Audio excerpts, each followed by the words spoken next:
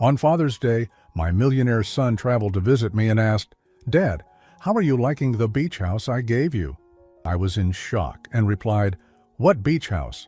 I'm living in the neighbor gardener's garage." When I revealed this, subscribe to the channel for more stories like this and comment the city you're watching from. I never expected my son's visit on Father's Day to shatter everything I thought I knew about my life. At 61, I'd grown accustomed to disappointment, but nothing could have prepared me for what happened that Sunday morning. Marcus pulled up in his gleaming Tesla, the same confident smile I remembered from his childhood lighting up his face. I was tending to Mr. Rodriguez's garden when I heard the car door slam. My hands were still covered in soil when my son wrapped me in a hug that felt both familiar and foreign. "Dad, you look good," he said, though I caught the slight frown as he took in my work clothes. "Taking care of the yard yourself, huh?" I wiped my hands on my jeans, feeling suddenly self-conscious. Marcus looked every inch the successful tech executive he'd become. Designer clothes, expensive watch, that air of prosperity that seemed to follow him everywhere. Meanwhile, I stood there in my faded work shirt, smelling of fertilizer and sweat. "Someone's got to do it," I said, forcing a smile. The truth was more complicated. But how do you explain to your successful son that you're living in a converted garage because his wife told him you preferred your independence? We walked toward what Marcus assumed was still my house, the two-story colonial where I'd raised him after his mother died. Sandra answered the door with her practiced smile, the one that never quite reached her eyes. She kissed Marcus hello, but barely acknowledged me beyond a curt nod. "Marcus, honey, you should see how well your father is doing," she said, her voice saccharine sweet. "He's been so busy with his gardening projects." Inside, everything looked exactly as it had when I lived there. My furniture, my photos, even my old reading chair by the window. Sandra had preserved it like a museum, a perfect set piece for Marcus's visits. What he didn't know was that I hadn't slept in that house for over 2 years. We sat in what used to be my living room, making small talk about Marcus's latest business ventures. Sandra hovered nearby, interjecting whenever I tried to speak, steering the conversation away from anything too personal. It was a dance we'd perfected over the years, though Marcus had never noticed the choreography. "Dad," Marcus said suddenly, leaning forward with excitement, "I've been meaning to ask, what do you think of the beach house I got you?" The words hit me like a physical blow. I felt my face go cold, my hands trembling slightly as I set down my coffee cup. "What beach house?" Marcus laughed, thinking I was joking. "Come on, Dad. The place in Santa Barbara. 3 bedrooms, ocean view. Sandra said you absolutely loved it when she showed you the photos." I looked at Sandra, whose face had gone completely pale. Her usual composure cracked for just a moment, and I saw something raw and panicked in her eyes before she quickly recovered. "Marcus, your father is getting older," she said quickly. "Sometimes he forgets things." But I wasn't forgetting anything. I was living in Mr. Rodriguez's converted garage, sleeping on a narrow cot, cooking on a hot plate, and using his outdoor bathroom. For the past 2 years, while Sandra told Marcus I was enjoying my independence and keeping busy with projects, I'd been surviving on Social Security and the small amounts Mr. Rodriguez paid me for yard work. "Sandra," I said quietly, my voice steadier than I felt, "I think there's been some confusion." She shot me a warning look, the same look she'd been giving me for years whenever I tried to speak up during Marcus's visits. But this time, I couldn't stay silent. "Son," I continued, meeting Marcus's confused gaze, "I don't have a beach house. I haven't had a house at all for 2 years. I've been living in Mr. Rodriguez's garage next door." The silence that followed was deafening. Marcus's face went through several expressions: confusion, disbelief, then a dawning horror as he processed what I'd just said. "That's impossible," he whispered. "Sandra, tell him about the house. Tell him about the money I sent." Sandra stood frozen, her mouth opening and closing like a fish out of water. For once in her life, she had no quick answer, no smooth explanation.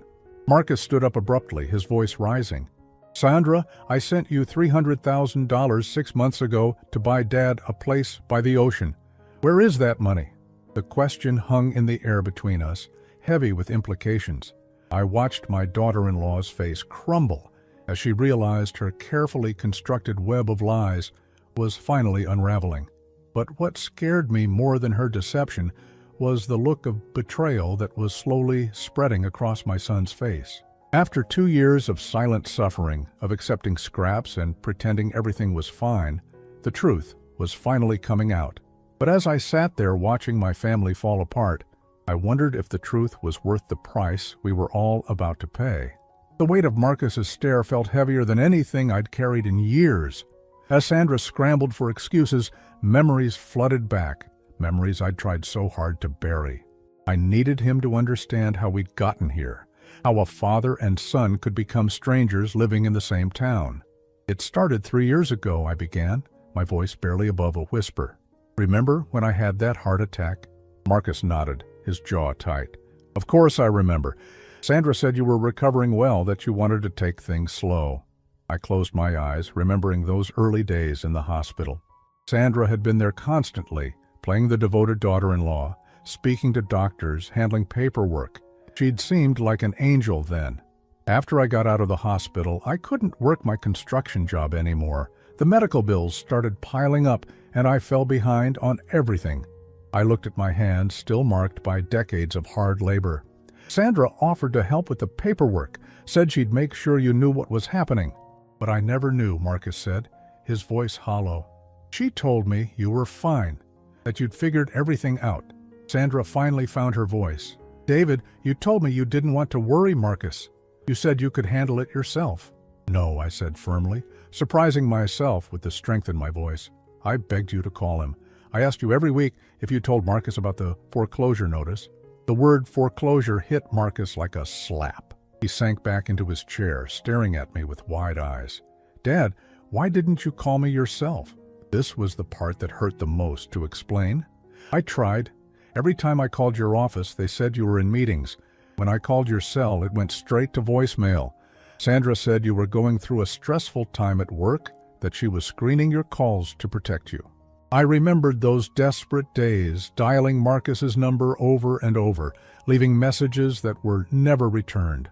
I'd thought my son had simply grown too successful, too important to deal with his old man's problems. She told me you'd gotten a new phone number for business, I continued. Said she'd give it to me when things settled down. I was too proud to keep pushing, too afraid of being a burden. Sandra's face had gone from pale to red. David, you're making me sound like some kind of villain. I was trying to help both of you. Help? The word came out sharper than I intended. When the bank took the house, where was that help? When I had to sell everything I owned just to pay for my medications, where was Marcus? You told him I was downsizing by choice, that I wanted a simpler life. Marcus was shaking his head slowly, like he was trying to wake up from a nightmare. This can't be real. Sandra showed me pictures of you looking happy, working in gardens, enjoying retirement. Those pictures were real, I said. But what you didn't know was that I was working in other people's gardens because I needed the money to eat. Mr. Rodriguez was the only one who would hire a 60-year-old man with heart problems. I thought about those first months in the garage. Mr. Rodriguez had found me sleeping in my car after I'd been evicted. He spoke limited English, but he understood dignity. He offered me work and a place to sleep, asking no questions. Sandra would come by once a month, I continued, my throat tight. She'd take pictures of me working, told me to smile and look healthy, said it would make Marcus happy to see I was staying active. Marcus turned to his wife, his voice dangerously quiet. You took pictures of my father living in poverty and used them to convince me he was fine. Sandra's composure finally cracked completely. Marcus, you don't understand the pressure I was under. Your company was going through that merger. You were working 18-hour days. I was trying to protect you from stress that could have ruined everything we'd worked for. Everything we'd worked for? Marcus stood up, pacing to the window. What about what he worked for? What about the man who raised me after Mom died, who worked double shifts to pay for my college? The silence stretched between us. I watched Sandra realize that her carefully constructed narrative was collapsing. For 3 years, she'd managed to keep Marcus and me apart while he unknowingly funded a life I wasn't living. The money I sent for the beach house, Marcus said slowly, still staring out the window. Where did it go? Sandra's hands were shaking now. I almost felt sorry for her. watching her search for another lie that might save her. We were waiting for the right property to come up, she stammered. Real estate prices were so high, I wanted to make sure David got the best value. $300,000, Marcus repeated. For 6 months, you've had $300,000 while my father lived in a garage. The number hung in the air like an accusation. I'd been living on less than $1,000 a month, rationing my heart medication, eating 1 meal a day, while enough money to buy me a decent home sat somewhere, doing nothing. As I watched the truth destroy what was left of my son's marriage, I wondered if I should have kept quiet. Some secrets once spoken can never be taken back. Marcus walked to the window, his shoulders rigid with barely contained rage. The silence in the room was suffocating, broken only by Sandra's shallow breathing. I could see her mind working, calculating, trying to find a way out of the corner she'd painted herself into. "Show me," Marcus said without turning around.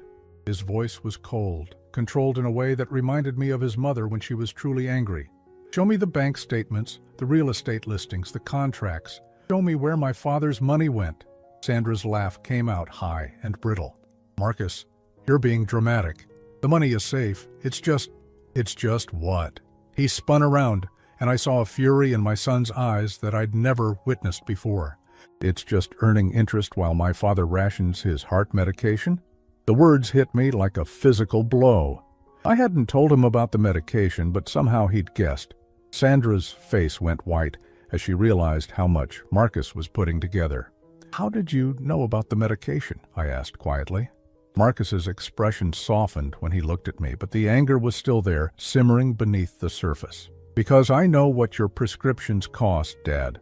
I looked it up after Mom died when I was worried about you managing on your own. 60-year-old men don't just cut back on heart medication unless they have to." He was right. I'd been splitting pills, skipping doses, telling myself it was fine as long as I didn't overexert myself. Some days, when the chest pains came, I'd sit on Mr. Rodriguez's old lawn chair and wonder if this was how I'd die. Alone in a garage, too proud to admit I needed help. Sandra stood up abruptly, smoothing down her dress. "I don't have to listen to this. David, tell him you're fine. Tell him you chose this life." "Sit down," Marcus said, his voice cutting through the room like ice. "We're not done here." She sat, but her hands were clenched in her lap, her knuckles white with tension. Marcus pulled out his phone, his fingers moving quickly across the screen. $300,000 transferred to your personal account 6 months ago. The memo said, "Dad's Beach House Fund." "Where is it, Sandra?" The question hung in the air. I watched my daughter-in-law's face cycle through emotions, panic, calculation, defiance. When she finally spoke, her voice was barely a whisper. "It's in investments." "What kind of investments?" The kind that will grow for David's future." Marcus laughed, but there was no humor in it. "Really? Because according to my bank records, $25,000 went to Nordstrom last month. Another $15,000 to that spa retreat you took with your sister. Should I keep going?" I felt sick. While I'd been eating beans and rice for dinner every night, Sandra had been shopping with money meant to give me a home. While I'd been wondering if I could afford my next doctor's appointment, she'd been getting massage treatments. "Marcus, you don't understand," Sandra started, but he cut her off. "I understand perfectly. You saw an opportunity and you took it. My father was inconvenient. His problems were messy, so you found a way to make him disappear while still looking like the caring daughter-in-law." Sandra's mask finally slipped completely. The sweet, concerned woman vanished, replaced by someone cold and calculating. "Fine. You want the truth? Your father was a burden. He was sick, he was broke, and he was going to drag us down with him. I protected our future." "Our future," Marcus repeated slowly. "What about his future? He's old, Marcus. How much future does he really have?" The cruelty of those words hit the room like a bomb. I felt something break inside my chest, and for a moment I couldn't breathe. This woman had looked at me, a man who'd worked his whole life, who'd raised a son alone, who'd asked for nothing but dignity, and decided I was disposable. Marcus stared at his wife like he was seeing her for the first time. "Get out," he said quietly. "What?" "Get out of this house, now."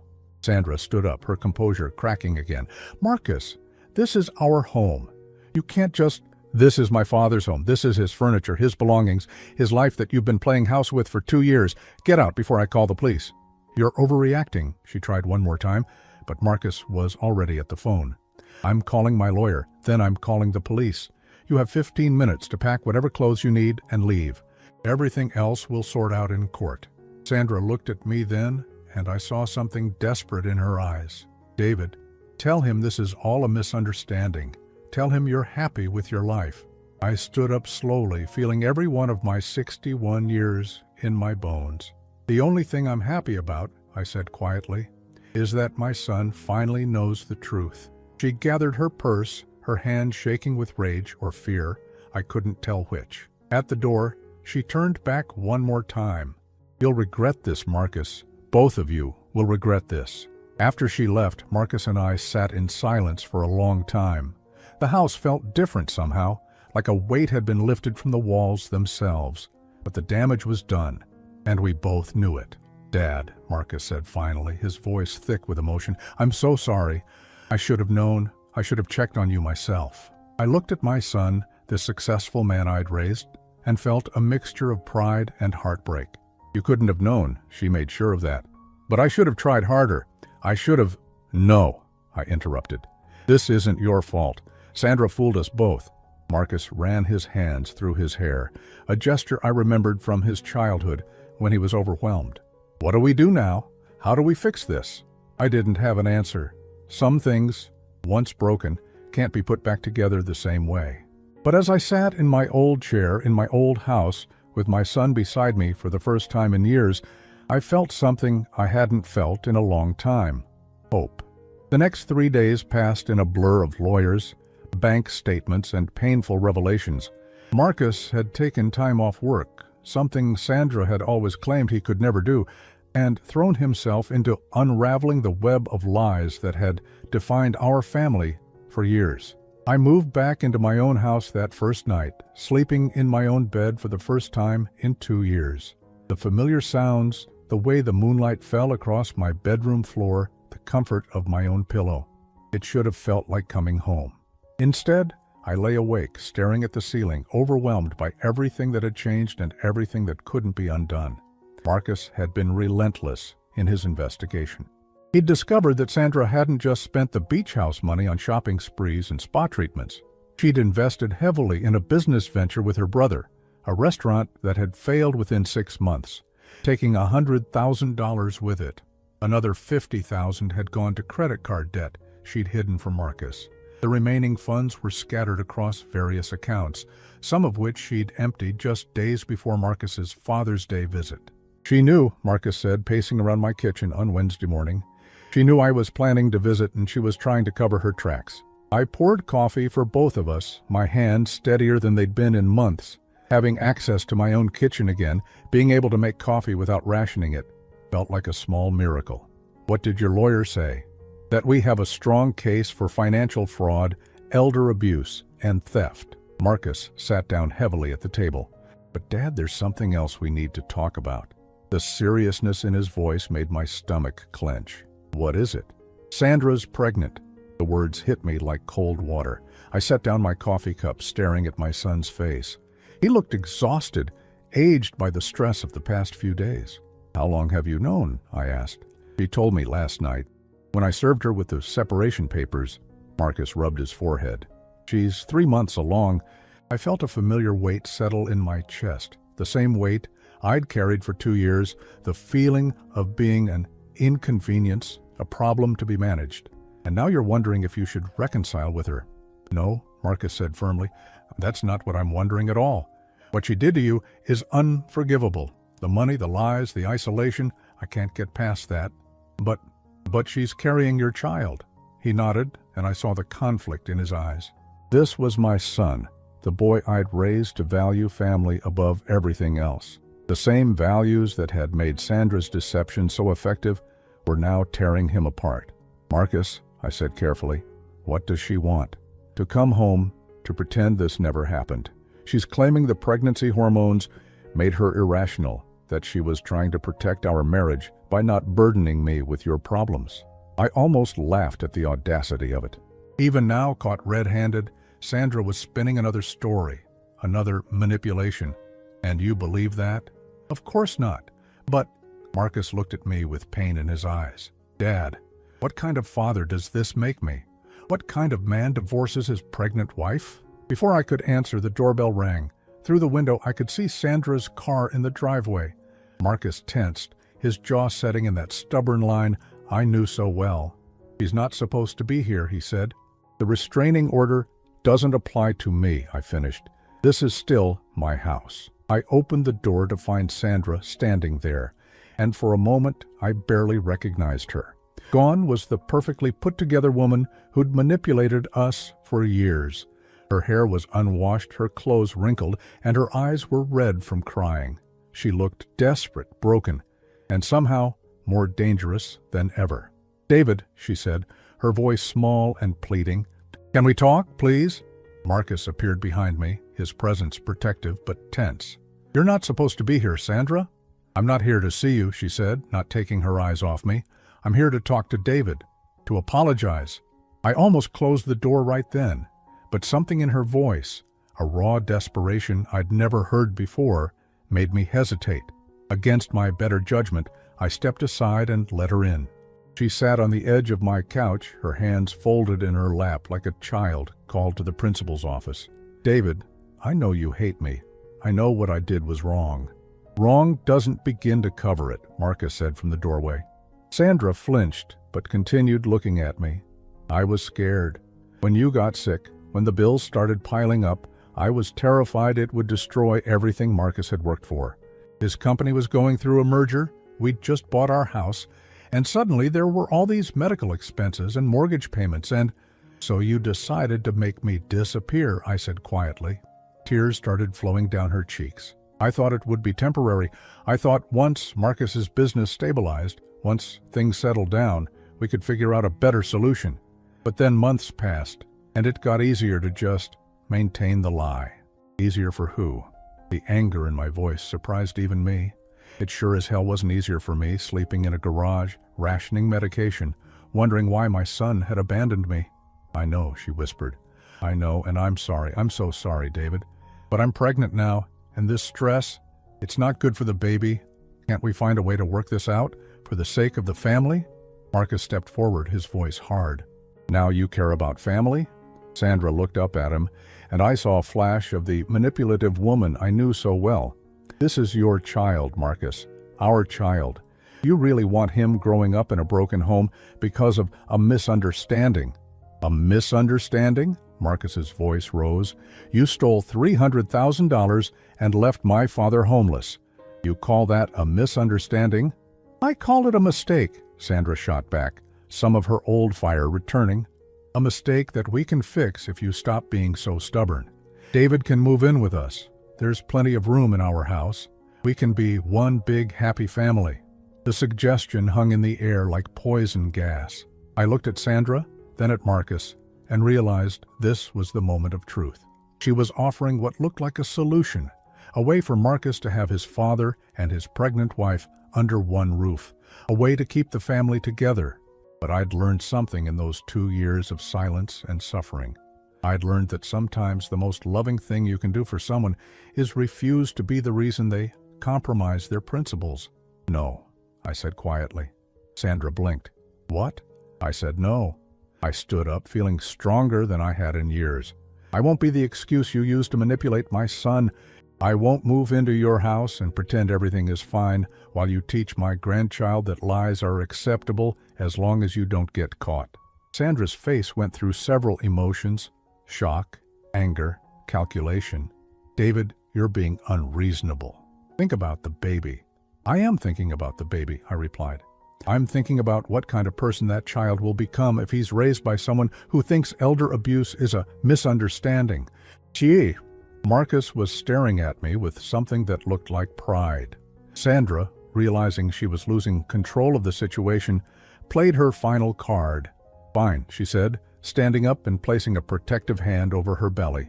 But when this baby is born and asks why Grandpa David isn't in his life, what am I supposed to tell him? That you chose revenge over family? Sandra's words about the baby hung in the air like a threat wrapped in sentimentality. I watched her standing there, one hand protectively over her belly, using her unborn child as a weapon in her war for control. It was masterfully done, I had to admit. She knew exactly how to twist the knife. Marcus's face was a battlefield of emotions. I could see him struggling, torn between his justified anger at Sandra's betrayal and his deep-seated desire to be a good father. The pregnancy had complicated everything, adding layers of guilt and obligation that Sandra wielded like an expert. "You'll tell him the truth," I said finally, my voice steady despite the turmoil in my chest. "You'll tell him that his mother chose lies over love, manipulation over honesty, and maybe, if you're lucky, he'll learn from your mistakes instead of repeating them." Sandra's composure cracked again. "David, please. I made mistakes, but I can change. We can all move forward together." "Some things can't be undone," I replied. "Trust, once broken, doesn't just magically repair itself because it's convenient." Marcus stepped closer to me, and I felt his hand on my shoulder. "Dad, what if we tried family therapy? What if we worked through this together?" I looked at my son, seeing the hope in his eyes, the desperate need to believe that his growing family could somehow be salvaged. It broke my heart to watch him struggle with this impossible situation. "Marcus," I said gently, "I need to tell you something that happened last month. Something I didn't mention before." Sandra's face went white. She knew what I was about to say. "I had a heart episode while working in Mr. Rodriguez's garden. The pain was so bad I couldn't breathe, couldn't stand. Mr. Rodriguez called 911, and they took me to the emergency room." Marcus's grip on my shoulder tightened. "Dad, why didn't you tell me?" "Because I tried to call Sandra from the hospital.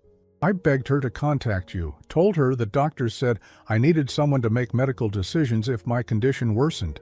I looked directly at Sandra, who was now trembling. "Do you want to tell him what you said, or should I?" Sandra's voice came out as a whisper. "David, please. She said you were in important meetings all week, that she'd handle any medical decisions herself as my emergency contact." I felt the familiar tightness in my chest as I remembered that conversation.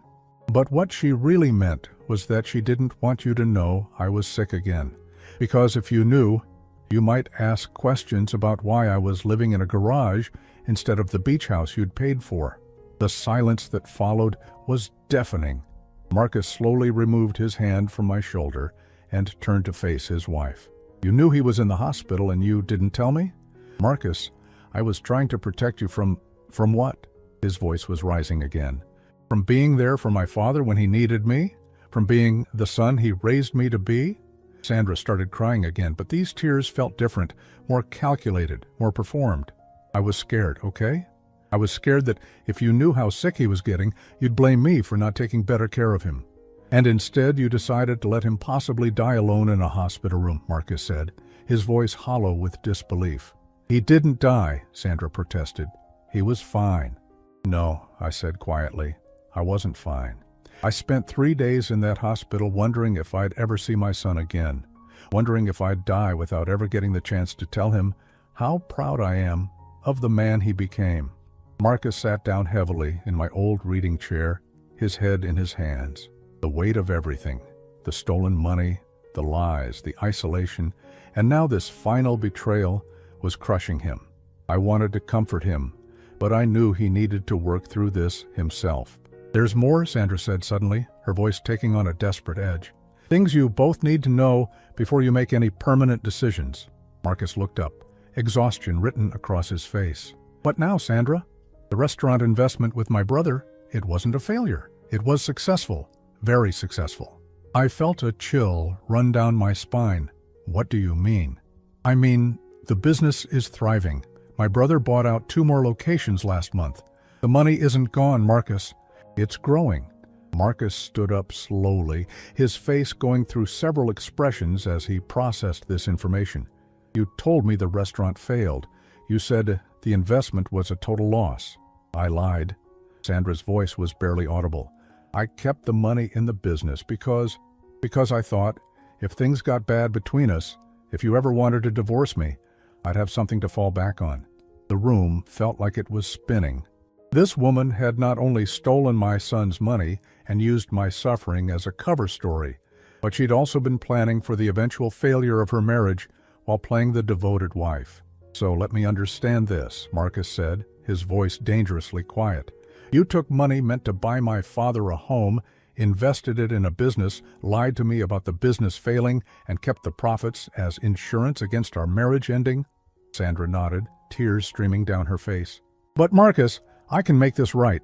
The business is worth more now than what you originally sent.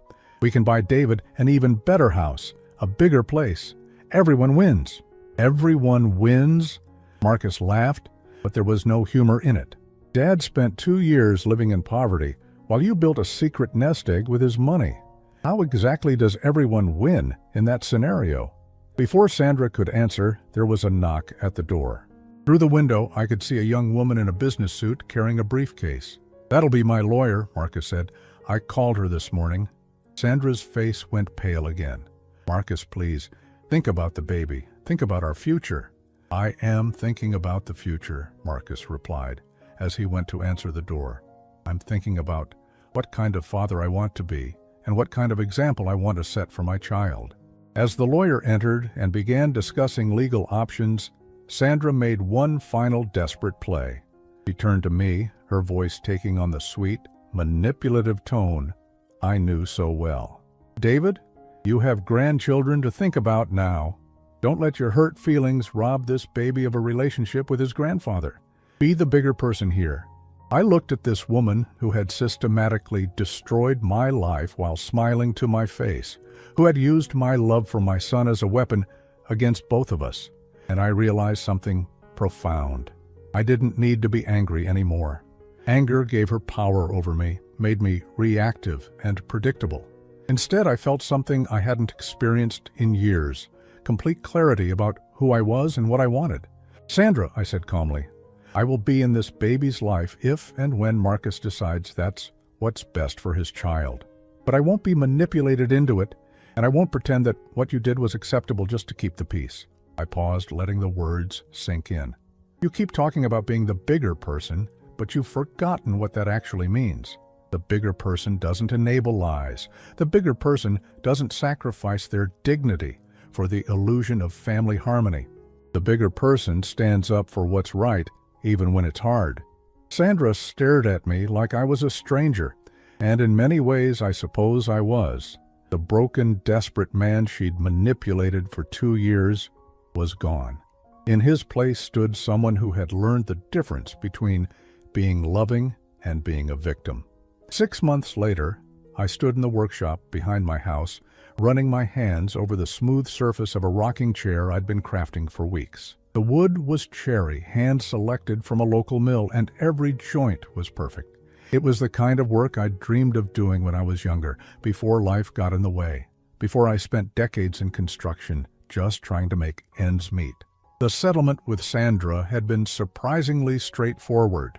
Faced with evidence of fraud and the testimony of both Marcus and Mr. Rodriguez, her lawyer had advised her to cooperate. The business she'd secretly invested in was indeed successful, worth nearly $500,000 by the time everything was sorted out. Marcus received back his original investment plus substantial damages, and I received enough to secure my future without ever having to depend on anyone again. Sandra had moved back to her mother's house in Oregon to have the baby. Marcus visited her there once a month, maintaining a civil relationship for the sake of their child, but the marriage was over. The divorce had been finalized just last week. "Dad, that's beautiful work," Marcus said from behind me. I turned to see him standing in the workshop doorway, holding his 3-month-old son in his arms. Baby David, named after me, much to Sandra's dismay, was a perfect blend of his parents, with Marcus's dark hair and Sandra's green eyes. But when he looked at me, I saw none of Sandra's calculating intelligence, just the open, trusting gaze of a child who didn't yet know that the world could be cruel. "Thank you," I said, setting down my sandpaper. "It's for him, actually. I figured he might like having a rocking chair when he gets old enough to sit in one properly." Marcus smiled, the first genuine smile I'd seen from him in months. "He'll love it. You know, Sandra was wrong about one thing." "What's that?" She said you'd never be part of his life because of what happened, but you're more involved with him than she is half the time. It was true. Marcus brought little David to visit every Sunday, and I'd taken on the role of grandfather with the same dedication I'd once brought to raising Marcus. But there was a difference now. No one was using my love as a weapon. No one was manipulating my desire to be helpful. "I've been thinking," Marcus said, settling into one of the chairs I'd built for the workshop, "about starting fresh somewhere." I looked up from the rocking chair, surprised. "What do you mean?" "I mean, maybe it's time to leave this town behind. Too many bad memories here, too many people who know our business." He shifted the baby to his other arm. "I got an offer from a tech company in Colorado, mountain town, clean air, good schools for when David gets older." The thought of Marcus moving away should have panicked me. After everything we'd been through, after fighting so hard to rebuild our relationship, the idea of losing him again was terrifying. But as I watched him with his son, I realized something important. I wasn't the same man who'd been abandoned at this house 2 years ago. "That sounds like a wonderful opportunity," I said, and I meant it. Marcus looked surprised. "Dad, I wasn't asking for permission. I was wondering if you'd come with us." The words hit me like a gentle wave. "Come with you?" "Not to take care of David. I know you're not looking to raise another baby at 62, but maybe to be near him as he grows up. Maybe to have a real relationship with your grandson instead of just supervised visits." I set down my tools and really looked at my son. He was 35 years old, successful, and capable, but in that moment, I saw echoes of the little boy who used to follow me around the house, asking endless questions about how things worked. "What about Sandra?" Marcus shrugged. "What about her? She made her choices, and they have consequences. I won't keep David from her, but I also won't let her dictate how the rest of us live our lives." I thought about it seriously. Colorado meant leaving behind everything familiar. This house, Mr. Rodriguez and his family who had become dear friends, the small community of neighbors who now knew the truth about what had happened and treated me with genuine respect rather than pity. But it also meant something else. It meant being part of a family again, not as someone to be managed or controlled, but as someone whose presence was genuinely wanted. "I have a workshop full of tools and half-finished project," I said finally. Marcus grinned. "Colorado has plenty of wood. I hear the furniture makers out there do pretty well." Over the next month, we made plans. Marcus sold his house, the one he'd shared with Sandra, the one filled with memories of lies and manipulation. I put my house on the market too, though I kept it long enough to finish several pieces of furniture I'd been working on. Mr. Rodriguez helped me pack, his English much improved from our 2 years of friendship.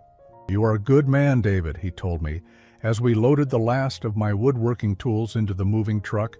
"You deserve happiness." Sandra called Marcus the night before we left. I could hear her voice through the phone, high and agitated, as she demanded to know why she wasn't consulted about the move, why she hadn't been given a chance to relocate near her son. "Because you lost the right to make those demands when you chose money over family," Marcus told her calmly. "David will have your address. If you want to be part of his life, you'll find a way that doesn't involve manipulating or controlling anyone." The drive to Colorado took 2 days. Marcus drove the moving truck while I followed in my pickup, baby David secure in his car seat beside me. It felt strange, being trusted with something so precious, after years of being treated like I couldn't be relied upon.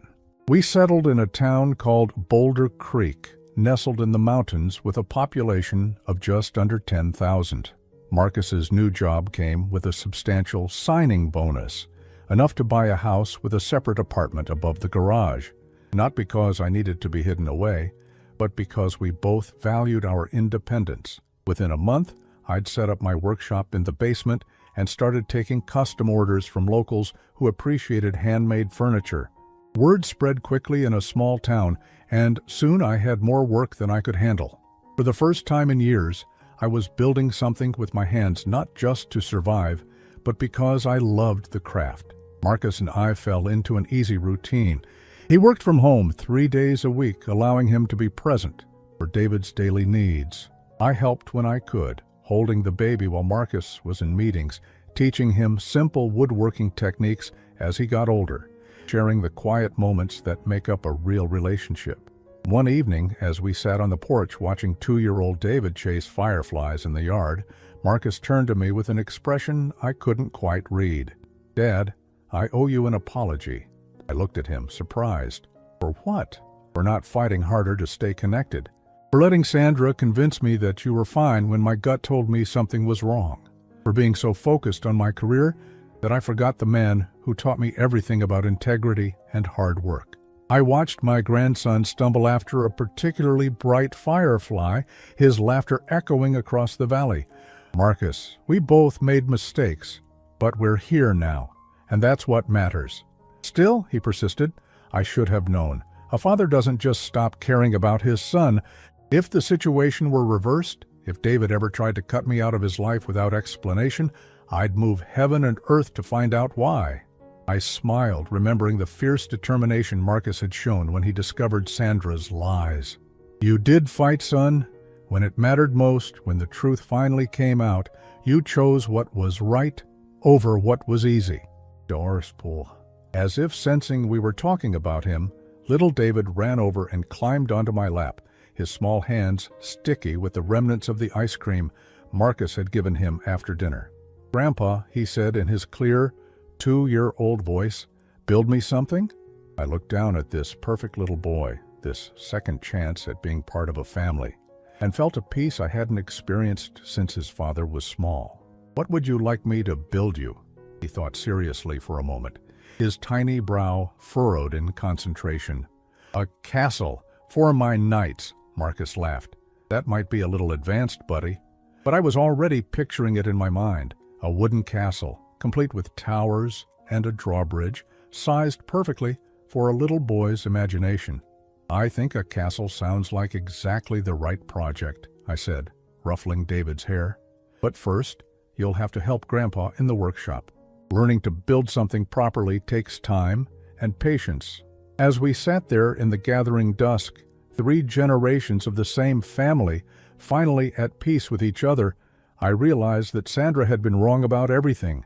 She thought family was about control, about managing other people to serve your own purposes. She'd thought love was a tool to be wielded rather than a gift to be shared. But real family, the kind we were building here in this mountain town, was about choice. It was about showing up for each other not because you had to, but because you wanted to. It was about building something together that was stronger than any individual part. The rocking chair I'd made for David sat on the porch beside us, waiting for him to grow into it. But he was already growing into something else, a relationship with his grandfather built on honesty, respect, and the simple joy of spending time together. As I watched him chase fireflies with his father's protection and his grandfather's encouragement, I knew we'd all found our way home.